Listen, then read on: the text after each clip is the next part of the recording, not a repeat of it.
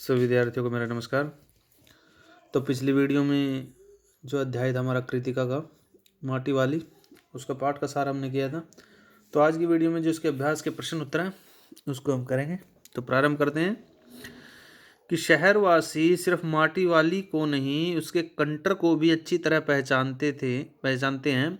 कंटर होता है जो उसका एक माप तोल के लिए रखा हुआ था, उसने कनस्तर अच्छी तरह पहचानते हैं। आपकी समझ से वे कौन से कारण रहे होंगे जिनके रहते माटी वाली को सब पहचानते थे। माटी वाली को शहर के सब लोग भली भांति जानते थे क्योंकि वह अकेली औरत थी जो सभी घरों में लाल मिट्टी पहुंचाती थी। उसके अतिरिक्त शहर में मिट्टी देने वाली कोई दूसरी स्त्री नहीं थी। उसकी मिट्टी से ही चूल्हे बनाए जाते थे। उसके बिना घर में चूल्हे नहीं जलते थे। हर घर में प्रतिदिन चूल्हा लीपने और साल 2 साल में घर की लिपाई करनी पड़ती थी।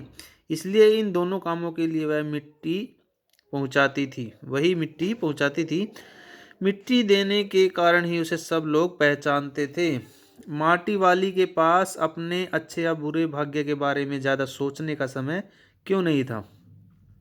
माटी वाली के पास अपने अच्छे या बुरे भाग्य के विषय में सोचने का अधिक समय नहीं था क्योंकि वह दिन भर नगर के घरों में मिट्टी पहुंचाने का काम करने में व्यस्त रहती थी। माटा खान से मिट्टी निकालने और उसे शहर के लोगों के घरों तक पहुंचाने की दौड़ धूप करने के कारण उसके पास किसी और बात के बारे में सोचने का समय नहीं था। ये वाक्य सार में आया था। भूख मीठी की भोजन मीठा से क्या अभिप्राय है। इस तथ्य के माध्यम से लेखक ने यह बताना चाहा है कि भोजन मीठा या स्वाद नहीं हुआ करता, वह भूख के कारण ही मीठा या स्वाद लगता है। यदि किसी व्यक्ति को भूख लगी हो तो उसे रूखा सूखा भोजन भी बहुत स्वादिष्ट लगता है। इसलिए रोटी चाहे सूखी हो या साग के साथ या फिर चाय के साथ हो, वह मीठी या स्वाद तो भूख के कारण ही लगती है। अतः लेखक के दिए गए कथन के अनुसार भूख मीठी की भोजन मीठा से यह तात्पर्य है कि भूख के कारण ही रोटी अच्छी व स्वाद लगती है।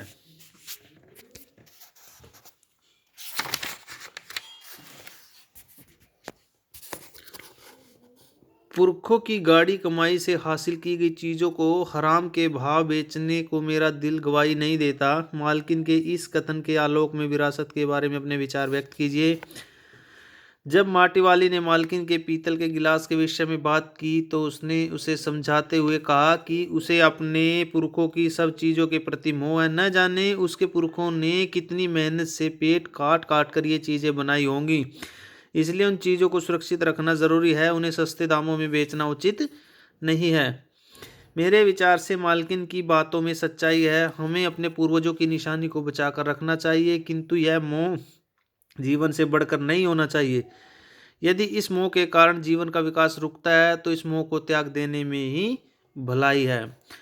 प्रश्न नंबर 5, माटी वाली का रोटियों का इस तरह हिसाब लगाना उसकी किस मजबूरी यानी कि उसकी किस व्यवस्था को प्रकट करता है।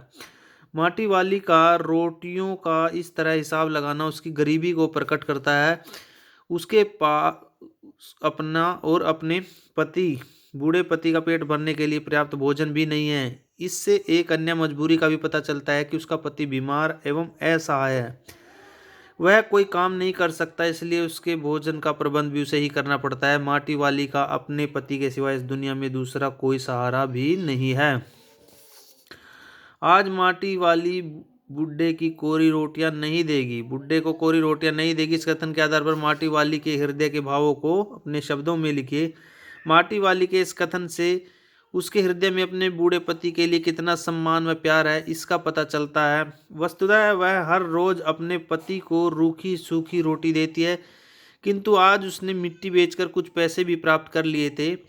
उन पैसों से उसने पाव भर प्याज खरीदे। उसने सोच लिया था कि आज वह उसे प्याज कूट कर तथा उन्हें तलकर रोटी के साथ देगी ताकि वह रोटी को आनंद से खा सके। इससे उसके अपने पति के प्रति प्रेम की भावना का पता चलता है। प्रश्न नंबर 7, ये बड़ा महत्वपूर्ण है। गरीब आदमी का शमशान नहीं उजड़ना चाहिए, इस कथन का आशय स्पष्ट कीजिए, भाव स्पष्ट कीजिए।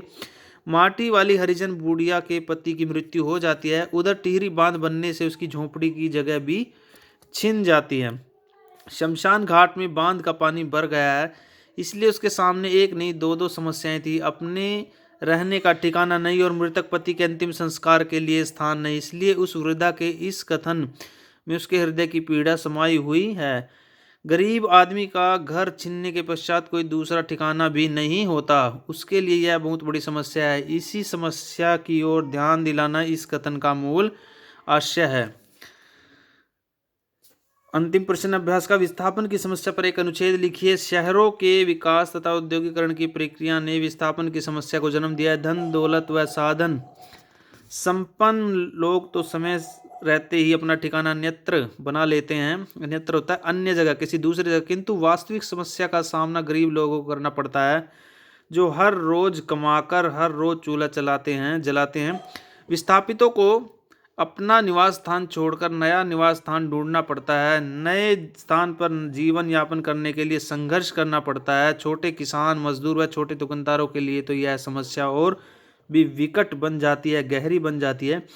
विस्थापन होने की प्रक्रिया में प्रत्येक व्यक्ति को पूरा न्याय नहीं मिल पाता, इसलिए सरकार को लोगों को उनके स्थान से अलग करने से पहले इस समस्या पर पूर्ण रूप से विचार करना चाहिए।